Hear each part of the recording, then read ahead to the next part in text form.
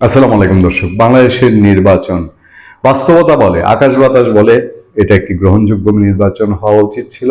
এটা একটি অংশগ্রহণমূলক নির্বাচন হওয়া উচিত ছিল ভবিষ্যৎ শান্তিপূর্ণ স্থিতিশীল বাংলাদেশের জন্য। কিন্তু দুর্ভাগ্য, ডক্টর মোহাম্মদ ইউনূস এবং তার সরকারের একগুঁয়েমির কারণে এবং বাংলাদেশে কিছু লোভী রাজনৈতিক দলের কারণে এই বাংলাদেশ আবার একটি একতরফা নির্বাচন, আবার একটি 2014, 18 বা 24-এর মতন আবার একটি পাতানো নির্বাচন, সাজানো নির্বাচন, যাই বলি না বলি, দামি নির্বাচন, আমি তুমি নির্বাচন, সেগুলো দেখার পথে বাংলাদেশ একে একে হেঁটে যাচ্ছে। এবং বাংলাদেশের যত মানুষ, সচেতন মানুষ, ইভেন বিএনপি ঘরের মানুষ, সচেতন রাজনৈতিক বিশ্লেষক, তারাও যখন বলে যে না, নির্বাচনটা আওয়ামী লীগ সহ হওয়া খুব দরকার ছিল, সেইটা একেবারেই যারা এই কথা বলে তাদেরকেই আওয়ামী লীগের দোষর বলা হয়।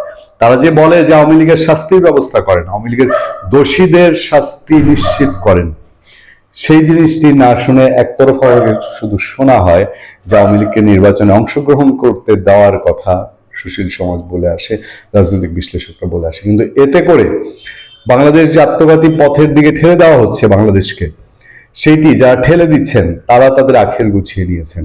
সেই সময় সারা বিশ্বে থেকে হোক, না থেকে হোক, আনুষ্ঠানিক হোক, অনানুষ্ঠানিক হোক, বারবার বলা হচ্ছে যে বাংলাদেশে অংশগ্রহণমূলক নির্বাচন প্রয়োজন। পাশের দেশ ভারত বারবার বলছে একটি অংশগ্রহণমূলক নির্বাচনের কথা। সেই সময় কমনওয়েলথ কি বলছে? কমনওয়েলথের বিবৃতি আমরা নিশ্চয়ই অল্প কয়েকদিনের মধ্যেই পাবো। জাতিসংঘের পক্ষ থেকে একটি সংবাদ আমাদের সামনে আছে এবং সংবাদটি খুব ছোট্ট পরিসরে বাংলাদেশের সংবাদ মাধ্যমে উঠে এসছে। সেই সংবাদটি আমি আপনাদেরকে একটু জানাতে চাই। বাংলাদেশে আসন্ন জাতীয় সংসদ নির্বাচনের প্রেক্ষাপটে আন্তর্জাতিক সম্প্রদায় সক্রিয় নজরদারি অব্যাহত রেখেছে।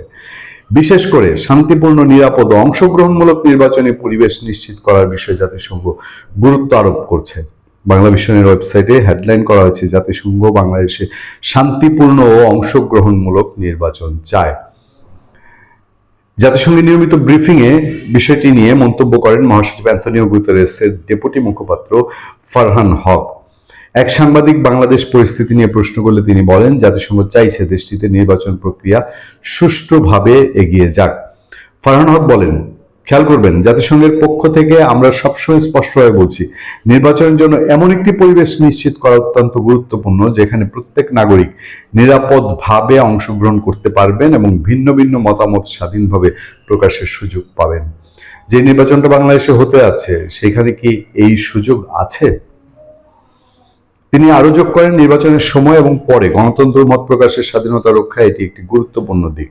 জাতিসংঘের এই মনোযোগ আন্তর্জাতিক সম্প্রদায়ের কাছে পাঠানো একটি সংকেত, যাতে নির্বাচনের সুষ্ঠু ও স্বচ্ছতা থাকে। এই মন্তব্য আসছে এমন সময়ে যখন দেশে রাজনৈতিক এবং প্রশাসনিক প্রস্তুতি ত্বরান্বিত করা হচ্ছে এবং নির্বাচন নির্ধারিত করা হয়েছে আগামী 12ই ফেব্রুয়ারি। এবার বলেন, আমি জাতিসংঘের এই দুইটা লাইনের মর্ম কি বুঝবো? জাতিসংঘ যখন বলা হচ্ছে হেডলাইনে, জাতিসংঘ বাংলাদেশের শান্তিপূর্ণ ও অংশগ্রহণমূলক নির্বাচন চায়, এক নাম্বার। আর দ্বিতীয়ত হচ্ছে যে বাংলাদেশ প্রেক্ষাপটে সম্প্রদায় সক্রিয় নজরদারি রাখতে, আন্তর্জাতিক সম্প্রদায় সক্রিয় নজরদারি অব্যাহত রেখেছে। এই দুটি বিষয় যদি সামনে আপনি বিশ্লেষণ করেন, তাহলে কি দাঁড়ায় না যে জাতিসংঘ সবাইকে নিয়ে একটি অংশগ্রহণমূলক নির্বাচন চায়? ভালো থাকবেন, সুস্থ থাকবেন। আপনাদের সাথে আমি আতিক রহমান, পূর্ণিয়া।